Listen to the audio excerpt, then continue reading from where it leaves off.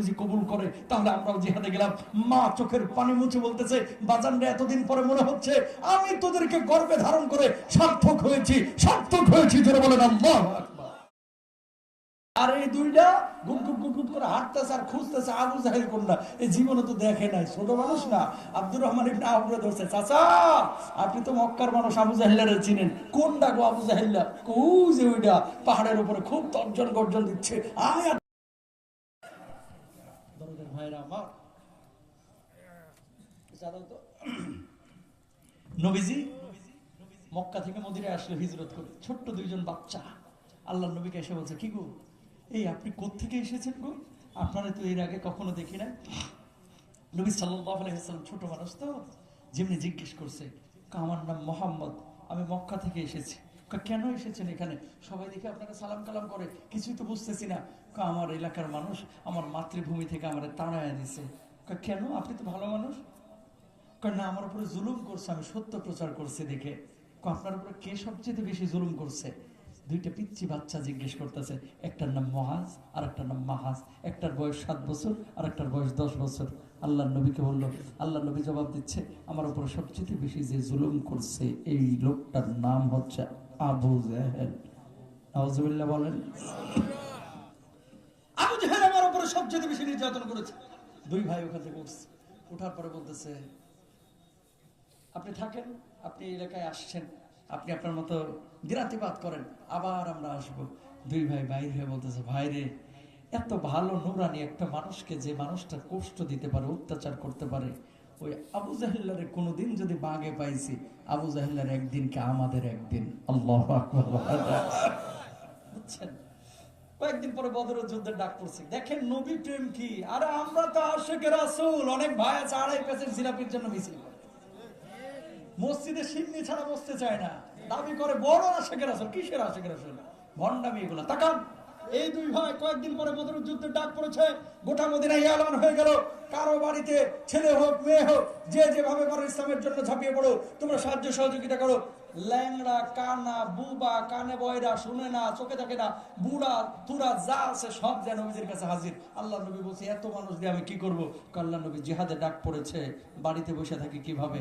যদি হাঁটতে পারি না, আপনার ডাকে সাড়া দিয়ে জিহাদের ময়দানে যাওয়ার জন্য আজকে হাজির হয়ে গেছে। আল্লাহু আকবার বলেন। নবীজি দেখলেন এতগুলো মানুষ এখানে এসেছে, সবাই তো নেওয়া যাবে না, ল্যাংড়া মানুষ জিহাদে যা কি করবে? সরো সরো সরো সরো। 313 জনের নবীজি টার্গেট করছেন, নিয়েছেন। ওই যে পিচ্ছি দুইজন বাড়িতে গেছে, ওই মুহূর্তে গেট নক করতেছে, দেখে আম্মাই কান্দে, চোখ দিয়ে টপ টপ করে পানি পড়তেছে। মা, কান্দেন কেন? কই বাজান রে, সব মানুষ জিহাদের ময়দানে যাচ্ছে, আজকে তোর বাপটা যদি জীবিত থাকতো তাহলে তোর বাপটাও জিহাদের ময়দানে যাইতো। বাচ্চা দুইজন বলতেছে, মা বাপ নাই, কি হয়েছে? আমরা দুই ভাই আছি না, একটু পারমিশন দেন না মা, ওই জিহাদের কাতারে আমরাও দাঁড়াই, যদি নবীজি কবুল করে তাহলে আমরাও জিহাদে গেলাম। মা চোখের পানি মুছে বলতেছে, বাজানরে এতদিন পরে মনে হচ্ছে আমি তোদেরকে গর্বে ধারণ করে সার্থক হয়েছি, সার্থক হয়েছি। জোরে বলেন আল্লাহু আকবার। বাচ্চা দুইজন গিয়েছে, বড় ভাই বলতেছে ছোটটারে, তুই পেছনে দাঁড়া, প্রথমে যদি তোরে দেখে তাহলে হয়তো বা না করে দিবে। বড়টা কাতারে দাঁড়াইছে জিহাদে যাওয়ার জন্য, 2 আঙ্গুলের উপরে ভর করে একটু মাথাটারে উঁচু করেছে, লম্বা লম্বা দেখাচ্ছে। নবীজি একবার চেহারায় তাকায়, আর একবার পায়ের দিকে তাকায়, কি গো কি হয়েছে? তুমি সিরিয়ালে দাঁড়াইছো কে? আল্লাহ নবী, জিহাদের ময়দানে যাবো। জিহাদে যাওয়ার দরকার নাই, বাড়িতে যাও, মায়ের খেদমত করো। আল্লাহ নবী, কোন মায়ের কথা বলতেছেন? তোমার মায়ের কথা, খেদমত করো সব বাবা। আল্লাহ নবী, সেই মাই তো আমার জিহাদে পাঠাইছে। আল্লাহু আকবার। নবীজি বলছে, ঠিক আছে, তোমাকে কবুল করা হলো, যাও জিহাদের জন্য প্রস্তুতি নাও। ওমা পেছন থেকে ছোটটা 3-4 জন পরে যখন এসেছে, তুমি কি করবা? আল্লাহ নবী, আমিও জিহাদে যাইতে চাই। আল্লাহ নবী সাল্লাল্লাহু আলাইহি ওয়াসাল্লাম বলছেন, বাবা জিহাদ এটা তামাশার জিনিস না, আবেগের জায়গা না, এই জায়গাটা হচ্ছে মানে শক্তি সামর্থ্যের জায়গা, এই জায়গাতে নিজেকে প্রমাণ করার জায়গা। তুমি বাড়িতে চলে যাও, মায়ের খেদমত করো। ছোট্টটা জবাব দিচ্ছে, আল্লাহ নবী ওটারে যদি নেন আমি কি দোষ করলাম? ও তো আমার চাইতে অনেক শক্তি কম, ওর চাইতে শক্তি আমার বেশি, যদি একটু লাগাই দেখতে পারেন, পরীক্ষা নেন, যদি আমি পারি আমারে নেন, না পারলে আপনি নিয়েন না। আল্লাহ নবী বলতেছে, আরে বাবা বাবা কি কথা এগুলা, ঠিকই আছে, এই বড়টা এদিকে দুজনে কুস্তি লাগ, যদি তুমি হারো, যে হারবে সেই বাদ। ওমা বড়টা কুস্তিতে লাগাইছে, নবীজির টার্গেট ছিল যে ছোটটা তো এমনি পারবে না, ছোটটার সাথে নবীজি কেবল লাগাইছে বড়টারে কানের কাছে, যে বলছে ভাইরে জীবনেও তো তোর লগে পারতাম না, যেমনি একটু ধাক্কা দিব আস্তে করে নিচে পড়ে যাবি, আমি তোরে জাতা দিব, ভাব নিবিজি তা আমার গায়ে হেভি শক্তি। নবীজি সাল্লাল্লাহু আলাইহি ওয়াসাল্লাম কৌশলী হয়ে এই কাজটা করেছে, দেখে যে আসলে ছোটটা বড়টারে ফেলায় নিয়েছে। আল্লাহর নবী বলছে যা তোদের দুই ভাইকে আজকে কবুল করা হলো, জিহাদের ময়দানে চলে যা, আল্লাহু আকবার বলেন। যুদ্ধের ময়দানে দিয়ে সমস্ত সাহাবীরা খুঁজতেছে কাফের বেঈমানদেরকে, আর এই ছোট্ট দুইজন ভালো তরবারি নিয়ে গুট গুট গুট গুট করে হাঁটতেছে। পাইছে আব্দুর রহমান ইবনে আউফ। চাচা, ও চাচা, কি হইছে? আবু জেহেল কোনটা গো? আল্লাহু আকবার বলবেন না। প্রথমে টার্গেট 4 ছক্কা, খুচরা মারবে না। সুবহানাল্লাহ কোন না। সব সাহাবীরা খুচরা কাফেরগুলোর আগে সাইজ করতেছে, ফেরেশতারা এসে আসমান থেকে যোগ দিছে, আর এই দুইটা গুট গুট গুট গুট করে হাঁটতেছে আর খুঁজতেছে আবু জাহেল কোনটা। এই জীবনে তো দেখে নাই, ছোট মানুষ না। আব্দুর রহমান ইবনে আউফ ধরছে, চাচা আপনি তো মক্কার মানুষ, আবু জাহেলরে চিনেন, কোনটা গো আবু জাহেল্লা? ওই যে ওইটা পাহাড়ের উপরে খুব তর্জন গর্জন দিচ্ছে, আয় আজকে খেলা হবে আর কি, বুঝেন নাই? আয় একেবারে কল্লা ফেলায় দিমু, উড়াই দিমু, খাই আলামু, ভাঙ্গি আলামু, চুরমার করে আলামু, চাপাবাজি যা আছে এরকম করতেছে। কই উড়ে আবু জাহেল তো, যিনি সেনা প্রধান পাশে সিকিউরিটি আছে না নাই? যারা বলেন আছে না নাই? ছোট্ট দুইজন টার্গেট নিচে, সিকিউরিটি ভেঙে ভিতরে ঢুকতে হবে।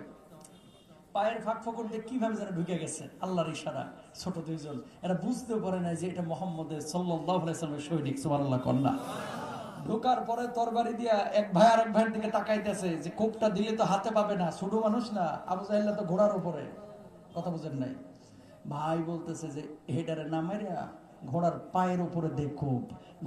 ঘোড়ার পায়ের উপরে দুইজন দিছে কোপ, দুইটা পাক কাইটে গেছে। আবু জাহেল ঠাস করে নিচে পড়ছে। আব্দুল্লাহ ইবনে মাসউদ মাথার চুলটা ধরে কল্লার উপরে তরবারি দিয়ে দিছে আঘাত, দেহ থেকে আবু জাহেলের মাথাটাকে আলাদা করে ফেলাইছে। আল্লাহু আকবার বলেন। মহাজ এবং মাহাজ, ও মুসলমান, জিহাদ চলছে, আবু জাহেল শেষ। মুআজের মাধ্যমে আবু জাহেলকে আল্লাহ রাব্বুল আলামিন দুনিয়া থেকে বিদায় করলো। লাস্টে তরবারি দিয়ে হাতে কোপ দেওয়া হয়েছে। বড় ভাইয়ের হাতে এই ডান হাতটা কেটে পড়ে যাচ্ছে, চামড়া থেকে হাতটা আলাদা হচ্ছে না। কাটা হাত নিয়ে জিহাদ করতে, লড়াই করতে সমস্যা হচ্ছে। বাম পায়ের নিচে ডান হাতটা রেখে টান দিয়ে হাতটা ছিঁড়ে আল্লাহর জন্য আল্লাহ ইসলামকে কায়েম করেছে। আল্লাহু আকবার। এই ইসলাম আমরা পেয়েছি, এমনি এমনি আসে নাই, এমনি এমনি আসে নাই। কেন বললাম এই দুইটা মিসাল? মৌখিকভাবে দাবি করা আমি ইমানদার, কিন্তু বাস্তবে প্রমাণ করা এটা বড় কঠিন। বাংলার জমিনে আল্লামা জুনায়েদ বাবু নাগরীরা প্রমাণ করে গেছে, বাতিলের সাথে আপোষ করে নাই। আহমদ শফি প্রমাণ করে গেছে, বাতিলের সাথে আপোষ করে নাই। মামুনুল হক মুফতি আমিনী প্রমাণ করে গেছে, বাতিলের সাথে আপোষ করে নাই। আল্লামা সাইদি প্রমাণ করে গেছে, বাতিলের সাথে আপোষ করে নাই। জামাত ইসলামের অনেক লিডাররা প্রমাণ করেছে, বাতিলের সাথে কোনো আপোষ নয়। ফাঁসির কাছে যাওয়া ঠিক করে বাইরে আমার ইসলামের শত্রুরা হুঁশিয়ার সাবধান।